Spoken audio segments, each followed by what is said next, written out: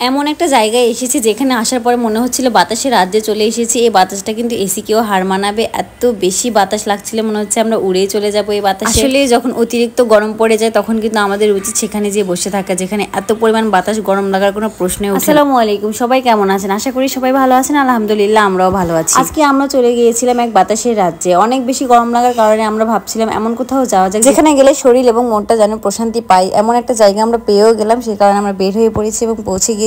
আমরা এসেছি রাজশাহী হাইটেক পার্কে, যেটা এখন খুবই জনপ্রিয়। রাজশাহী হাইটেক পার্ক কিন্তু অনেক সুন্দর একটি জায়গা, যেখানে অনেক নিরিবিলি একটি পরিবেশ। এখানে 2 মিনিট বসলেও কিন্তু মনটা জুড়িয়ে যাবে, এত সুন্দর বাতাস হচ্ছিল, মনে হচ্ছিল এখানে যদি থেকে যেতে পারতাম। এখানে কিন্তু সবসময় এরকম বাতাস হয়, কিন্তু আসলে আমরা এসেছি বিকেলে, যার কারণে আরো বেশি ভালো লাগছিল। বিকেলে সব জায়গাতেই কিন্তু আবহাওয়াটা অনেক সুন্দর, আবহাওয়াটা ছিল একদম মনের মতো। আমরা কিন্তু আগের বারও এসেছিলাম, কিন্তু তখন এরকম বাতাস ছিল না, অনেক বেশি গরম ছিল, যার কারণে আমরা এনজয় করতে পারি নাই। কিন্তু এবার খুবই বেশি ভালো লাগছিল বাতাসের কারণে। আজকে এখানে আসার মূল কারণ ছিল আজকে আমরা নৌকায় উঠে কিন্তু ঘুরে বেড়াবো, সেই কারণে। কিন্তু এখানে আসার পর দেখছি বাতাসের বেগটা এতই বেশি, যে কারণে আমরা আর নৌকায় উঠলাম না, রিস্কটা নিলাম না, কারণ আমাদের সাথে কিন্তু ছোট্ট আনায়া রয়েছে, ও ভয় পাবে। তো কি আর করবো, যখন এসে পড়েছি একটু বসা যাক, বসে একটু কিছু খাওয়া যাক, সেই কারণে আমরা একটু বসে পড়লাম। কি খাবো ভাবলাম, ভাবার পর দেখছি যে ফুচকা চটপটি শুধু রয়েছে। তখন ভাবলাম যে না, চটপটি খাবো না, ফুচকাটাই খাই, সেই কারণে আমরা ফুচকা অর্ডার দিলাম। এরকম মনোরম পরিবেশে গেলে, নিরিবিলি জায়গায় গেলে কিন্তু সবসময় ফুচকা চটপটি এগুলোই থাকে, অন্যরকম কোনো খাবার। সবাই বলে মেয়েরা নাকি ফুচকা লাভার, কিন্তু আসলে আমার কিন্তু ফুচকা ভালো লাগে না, আমার একদমই পছন্দ না, আমি খেতেই পারি না। আপনাদের ভাইয়া কিন্তু খায়, ও খাচ্ছিল, আমি আসলে বসে বসে শুধু দেখছিলাম। ওখানে আমরা আসার পরে কিন্তু আসলে আমরা বেশিক্ষণ থাকতে পারিনি, কারণ সন্ধ্যা লেগে গিয়েছিল। আমরা যেখানেই যাই যাতে কিন্তু লেট। তবে যতটুকু সময় আমরা থেকেছি অনেক বেশি এনজয় করেছিলাম, কারণ আমরা নৌকায় উঠিনি, সেই কারণে একটু হাতে সময় পেয়েছিলাম। যদি আমরা নৌকায় উঠতাম তাহলে একটু কিন্তু সময় পাইতাম না এখানে বসে আড্ডা দেওয়ার মতো। তখন মনে হচ্ছিল নৌকায় না উঠে ভালো করেছিলাম, কারণ আকাশটাও মেঘলা হয়ে এসেছিল। যদি নৌকায় ওঠার পরে বৃষ্টি আসতো তাহলে তো মহা বিপদে পড়ে যেতাম। আসলে রাজশাহীতে কিন্তু অনেক জায়গা আছে যেখানে গেলে মনটা শান্ত হয়ে যায়, অনেকটা ভালো লাগে। এমনই একটি জায়গা হচ্ছে রাজশাহী হাইটেক পার্ক, যেখানে অনেক ক্লান্তি নিয়ে আসলেও কিন্তু ক্লান্তিটা দূর হয়ে যাবে, মনটা কিন্তু ফ্রেশ হয়ে যাবে। কিন্তু ফুচকা খাওয়া শেষ, তারপর ভাবছিলাম আনায়াকে কি খাওয়াবো। আনায়ার জন্য আমি তাড়াহুড়াতে কিছু নিয়ে যেতে ভুলে গিয়েছিলাম, তো সেই কারণে আনায়ার বাবা একটি বিস্কিটের প্যাকেট নিয়ে আসলো, যে এটা তুমি আনায়াকে খাওয়াতে। বিস্কিট খাওয়ার সময় আনায়া কিন্তু তার গা পা সব মাখিয়ে ফেলেছিল, কিন্তু কি করবো, ছোট বাচ্চা তো এরকমই। এই তো তারপর আমাদের খাওয়া দাওয়া শেষ করে ফেললাম এবং আপনাদের ভাইয়া বিল দিয়ে দিল। তারপর আমরা ভাবছিলাম সন্ধ্যা নেমে এসেছে, এখন আমরা তাহলে বাসার পথে রওনা দিই। সন্ধ্যা নেমেছিল, তখন আকাশটা মনে হচ্ছিল এত বেশি ভালো লাগছিল, জায়গাটা মনে হচ্ছিল আরো বেশি সুন্দর হয়ে গেল। কিন্তু আসলে আমরা দেরি করতে পারলাম না, ছোট বাচ্চা ছিল, যে কারণে না হলে কিন্তু আমরা আরো বেশি টাইমটা এখানে থাকতে পারতাম। চলে আসার পথে দেখছিলাম যে ছেলেপেলেরা এখানে বক্সিং খেলছিল, তাদের শক্তি পরীক্ষা করছিল। এই যে দেখেন, যাদের শক্তি বেশি তারা মারছিল, যাদের শক্তি নেই তারা কিন্তু মারছিল না। তো আমরা বাসায় আসার জন্য কিন্তু রওনা দিয়ে দিয়েছি, আমরা ওয়েট করছিলাম রিক্সা, তারপর রিক্সাও পেয়ে গেলাম। আমাদের বাসা থেকে হাইটেক পার্কে যাওয়ার রাস্তাটা কিন্তু এত বেশি সুন্দর ছিল। রাজশাহীর সব রাস্তায় সুন্দর, তবে এই রাস্তাটা